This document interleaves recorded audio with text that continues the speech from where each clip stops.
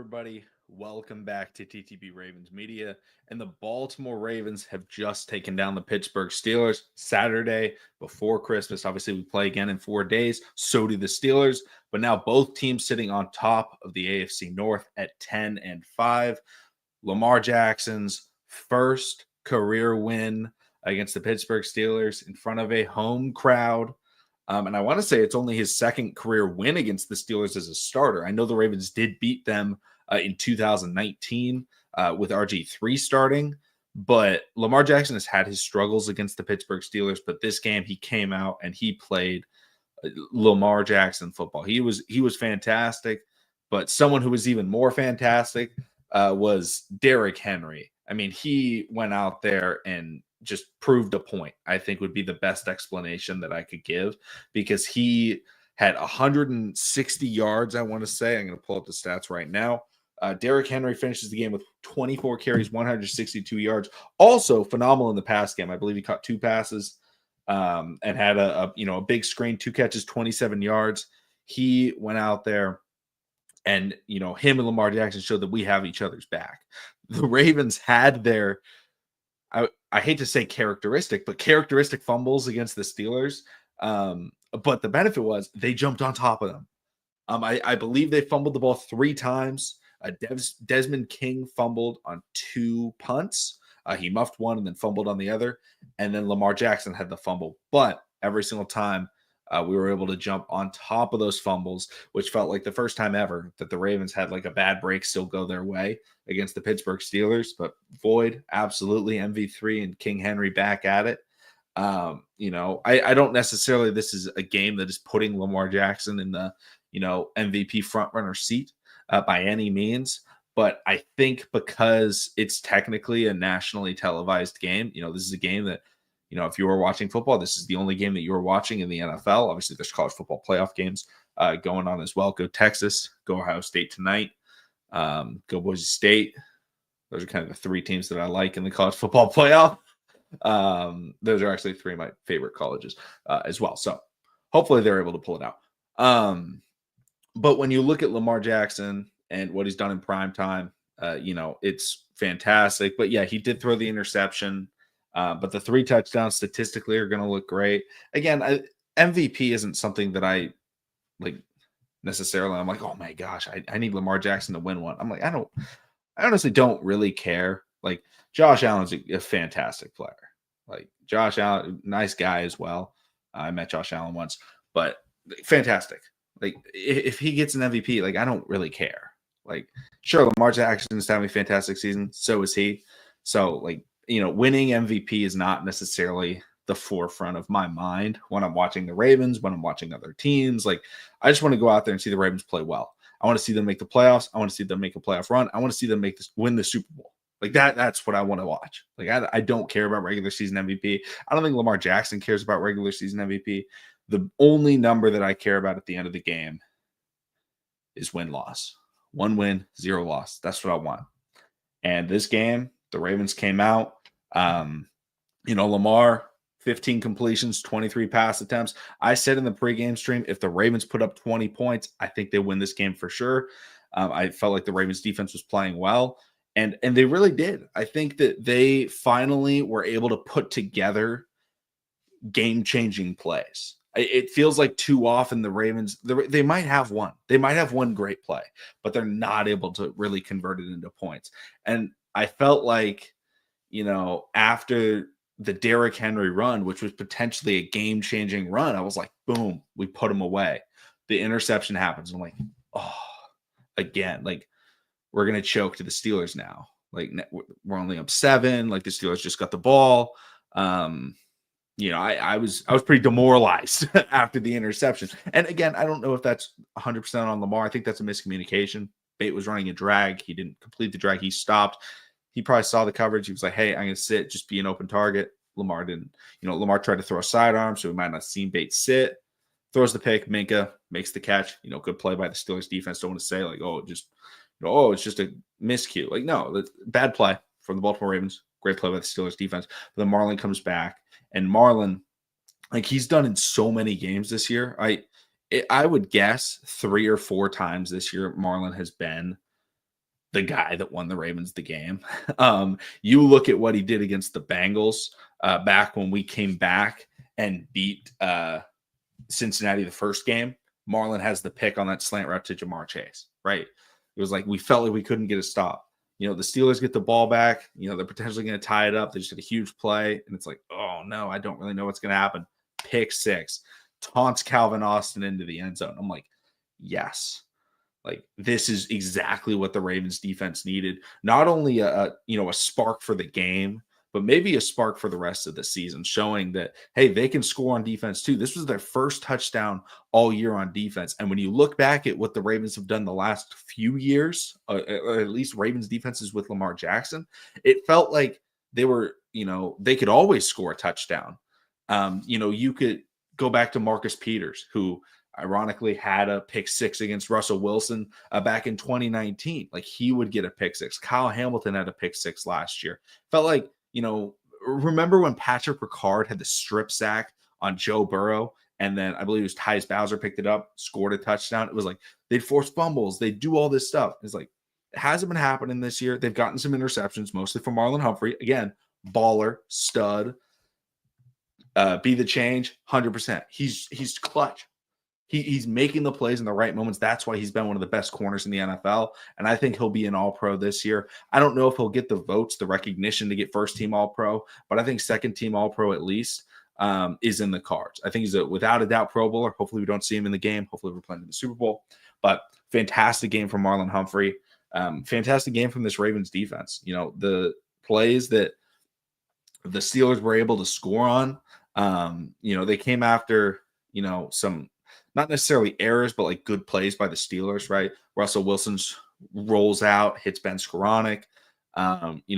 We run that. I don't know if it was 2 or 4. I'd have to watch the replay.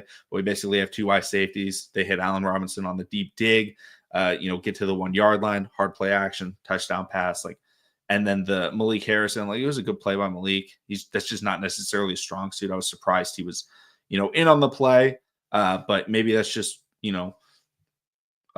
Zachary Orr trying to get a different understanding of, hey, where should we put guys in different situations? And they've been trying to utilize trying to utilize Harrison on the outside as kind of a potentially Sam or just pass rusher, 5 tech, and they ended up having him in coverage on Cordero Patterson. Patterson made a great play, but Harrison did dislodge the ball at the very end. It just happened to not fall on the ground. It fell right back into his lap. Those were 2 great plays by the Steelers, and they scored, right? You're not going to hold them to no touchdowns every single time, but only 3 scoring drives for the Steelers. The Ravens only had 1 turnover. That's a huge thing. The turnover battle was tied, or maybe the Ravens even won it. They might have recovered a fumble. Oh, yeah, they did recover the fumble. Darius Washington had a huge play on Russell Wilson. That was one of the biggest plays. I think that's the biggest play of Darius Washington's career. Russell Wilson scrambles out right. He sees nothing but open space. And Darius Washington is on the left side of the goalpost at the back of the end line when Russell Wilson starts scrambling.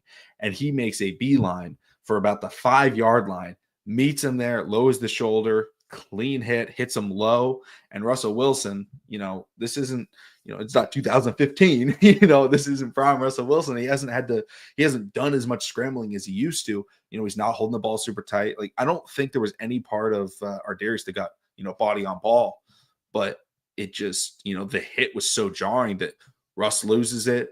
Ravens had about 5-6 guys around there. They all dove on it. And I was like, please tell me that we picked this up. Because knowing the Steelers, knowing how we play against the Steelers, somehow this ball is going to kick out and land in, Russell Wilson's lap. But, the Ravens made plays, they executed, and the penalties weren't a huge issue. They only had 2 penalties for 10 yards, a little bit misleading. They had a holding that was not accepted. So, could have been 3 penalties, 20 yards, but no PIs, right? I think it was 2 false starts. That was it. That's an unbelievable change from what we had been seeing in not just this rivalry, but all season. This Ravens defense and offense has had too many critical errors and penalties that have cost them games. But this time they went out there and they played very disciplined football. It was a fantastic change to see.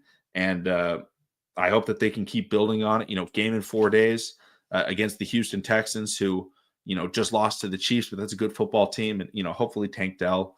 I mean, he's not going to play in that game. Hopefully, he's able to recover after he had that wild injury on a play that he scored on for the Texans. So hopefully, he's going to be able to recover well. Again, he's not. There's no way he plays, but hopefully he recovers well. Just wishing him well. Because I know a lot of Ravens fans really liked him coming up in the draft, so we followed his career relatively closely, even on this channel. But then you look at kind of the rest of the year for the Ravens. Obviously, Texans on Christmas, and then the Cleveland Browns, a Cleveland Browns team that beat the Baltimore Ravens, and I think that's going to be a similar game to this Steelers game, right? Rivalry game against a team that you probably should beat. Or at least should have beaten the first time, and you go out there and you're gonna have to, take care of business against a rivalry team that, if nothing else, even if they don't have anything to play for, they're playing to beat you, right? Like that's enough in the AFC North. So huge game right there. Then the Steelers, they got the Kansas City Chiefs. Huge game on Christmas Day for NFL seedings because the Bills are trying to catch the Chiefs. Obviously, the Steelers are trying to win the division.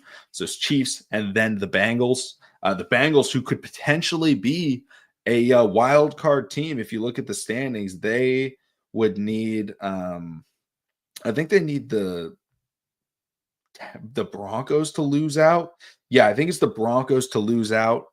If the Broncos lose out, which is possible, right? They play the Broncos this week, or next week, so that could be a loss. And then the Broncos play the Chiefs, and the Chiefs could totally beat the Broncos. So if the Bengals win out, like there's a decent chance that they're a playoff team. So that Steelers game is probably going to mean a lot to them. Steelers are already in the playoffs, so if the Bengals can beat them, that would help the Ravens potentially secure up the AFC North, get that home playoff game. And again, not trying to look too far forward. Just, there's 2 games left for the Ravens and the Steelers. They're tied in the standings, both one game against a division rival, the other game against a playoff team on Christmas Day. This is fantastic. And yeah, the Texans game will be on Netflix. That's, kind of weird. The benefit is, I'm a huge NBA fan as well, but like the NBA games on Christmas Day, they suck this year. I was disappointed when I saw the schedule and I was like, oh, there's a couple of games that like could be good. And now it's like, okay, the Sixers aren't good. Like Joel Embiid's not playing. Paul George isn't playing well.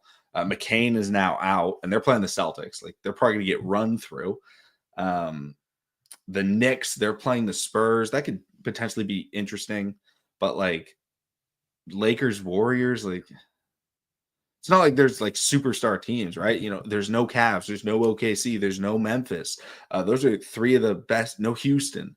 Those are 4 of the top, record teams in the NBA, and we're not seeing them on Christmas Day. So like that could lure in more, reel in more fans to watch the NFL. Potentially is kind of my thought process. But, I think a lot of people will be watching. They watched the Ravens last year. Remember, that's the game that Lamar Jackson won the MVP. He went against Brock Purdy, and the Ravens dismantled the 49ers. Like, that was an unreal game. Hopefully they can do the same thing against C.J. Stroud, Will Anderson, Danielle Hunter. They got a good pass rush over there. They have, a good, rushing attack from Joe Mixon. He's playing well this year. And yeah, people all over the world have Netflix. That's a huge thing. It's going to allow a lot more people to see it. And it's kind of becoming a cool tradition, having the games on Christmas Day. It's kind of weird on a Wednesday. Like it makes sense on like Tuesday, maybe like, have it on Mondays, obviously Sundays. It's kind of weird on a Wednesday to have a game, but it's kind of cool that the Ravens have had both of the Christmas Day games. And yeah, a lot of people are going to see Lamar for the first time, see Derrick Henry for the first time. And they're going to be like, wow, we haven't seen anything like this since the greatest show on turf, right? Like Kurt Warner, Marshall Faulk, because this Ravens game, Derrick Henry didn't score. And a lot of people may have him in fantasy. I have him in fantasy in the playoffs, but I also have Lamar on the team. So like it didn't matter for me. Derrick Henry played great, but it's just like that's a 1-2 punch that neither of them are selfish, right? Lamar Jackson may get a big play, might get a big pass to the 5-yard line, and he will gladly hand it to Derrick Henry, right? Derrick Henry will have a big run to the 5-yard line, and he will gladly say, like, hey, Lamar, hard play action. They're going to bite. And then Lamar hits Bateman, hits Andrews, hits Zay, whoever he decides to throw it to. And that's what ends up happening. Also, we have to give a huge shout out to Justin Tucker. Well done. Made all the kicks. Hopefully that's a huge confidence boost heading into the rest of the year in the postseason. Because obviously he's not having the best year of his career. Justice Hill went down with a concussion.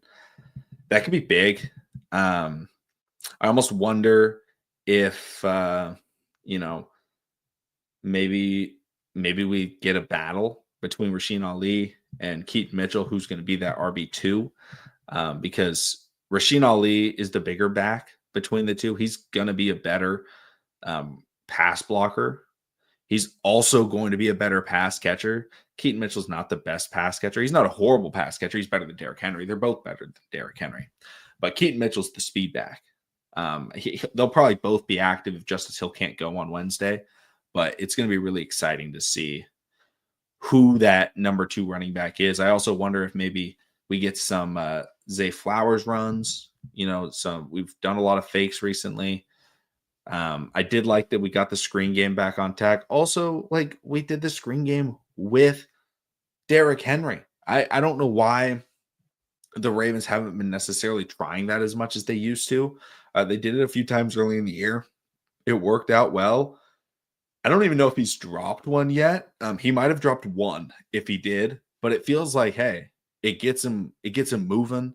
It gets him downfield. We had someone threw out an awesome lead block. I think it was Makari. It was Makari or Ronnie, but Derrick Henry catches the screen, and whoever the guy blocking was, both of them were out there. Threw his man into another Steeler and pancaked both of them. And the Derrick Henry ran by both, got the first down, and then got tackled. It was a huge, huge block. And I think that's also a confidence builder for this team to just see so many facets of the offense and the defense making plays, right? You look at the pass rush, it looked good. Like Russell Wilson wasn't having an easy time. Tavius Robinson was getting through. Michael Pierce got a big sack. Kyle Van Noy, 1.5 sacks. Adafe does this thing where like he like tries to get the quarterback and he like slips every single time. Like Adafe's really bad at containing because every time they like get outside, like he tries to reach for him and then he falls down. It's pretty funny. It's not funny when I'm watching it. It's funny post game when I think about it after they won and I'm not pissed. But he got some good pressure, but he also had some errors. Tavius Robinson had some good pressures. The Ravens stopped the run pretty well. Looking at what the Steelers had, Warren, 12 carries, 48 yards. Najee, 9 carries, 42. Russell Wilson, 3 carries, 27. 19 of those were on the big run where he fumbled. So really negligible for the Russell Wilson rushing. Receiving wise for the Steelers, Calvin Austin led the way. 4 receptions, 65 yards. 44 came on that big play. Fantastic catch, fantastic throw. Nate Wiggins was in good coverage. I think he just didn't see the ball. That's just something that we've talked about. That's the one thing he needs to work on. He's great at minimizing separation. We have to also remember he's 20. Once he gets that down, this guy's a stud. And it's not like Brandon Stevens where like we're waiting for 4 years to get that turn the head thing down. But hey, it took Marlon a long time. Marlon was never an interception guy. And, he's having a career year. I think he's at 5, maybe even 6 now, which is by far his career best. Jalen Moore was the next leading pass catcher. I talked about it when the Ravens drop into cover 4. Big thing that Russell Wilson, that, most, smart quarterbacks are going to do. They're going to dump it down to the running back. He's going to try and make the guy miss, get about 8-9 yards. When that does happen, we saw that 2 or 3 times on like a 2nd and 16, 2nd and 20, where he ended up getting like between 8 and 11 yards, setting up a 3rd and manageable, right? 3rd and 10, 3rd and 11, where I think they converted one, they didn't convert the other, but that was a big thing. The Steelers we're relying on was when we did drop into cover 4, hitting that quick check down. Van Jefferson, 2 receptions, 27 yards. 21 of them was on the play that set him up at the 1 or 2 yard line. Just a good dig route, good concept. That'll be cover 2 or cover 4 if you time it right, throw a good ball. And that was really it. Those were really the only like guys making plays. Like we held Freiermuth, we held Cordero Patterson outside of the touchdown. Like they really couldn't get anything going in the passing game. And Russell Wilson was having to be a kind of a big check down guy, which, the Steelers like to do. They don't turn the ball over very much, but when the Ravens force them to turn the ball over and they can't be explosive on offense, they're not going to be able to come back. And the Ravens ran the ball. They controlled the clock. Let's see, what percentage of the clock did they have? They ended up with 32 minutes, so over 50% of the clock. And honestly, when you're looking at Ravens-Steelers battles throughout the years, whoever has the ball the most is probably going to win that game. And Derrick Henry, Lamar Jackson, they made sure the Ravens had the ball the most. But, guys, let me know in the comment section, or I guess we're live, so not comments. Let me know in the chat, what do you guys have any takes on the game you want me to talk about? Otherwise, I'll probably just wrap up the stream. I'll put out at least one video before Christmas Day. I probably won't stream on Christmas because it's Christmas. But I'll probably pre-record a video or something to go out as like a pregame show for Christmas, and then a post-game show on Thursday. So let me know what you guys think. Thank you all so much for coming through. I know it's been a while. I feel bad for that, but I brought back the purple Jordans. Obviously, Derrick Henry jersey today worked out. But thank you all so much for watching. Subscribe for more. Subscribe because we're back, and I'll see y'all again this weekend or on Monday. And hopefully, the Ravens get good news with Justice Hill.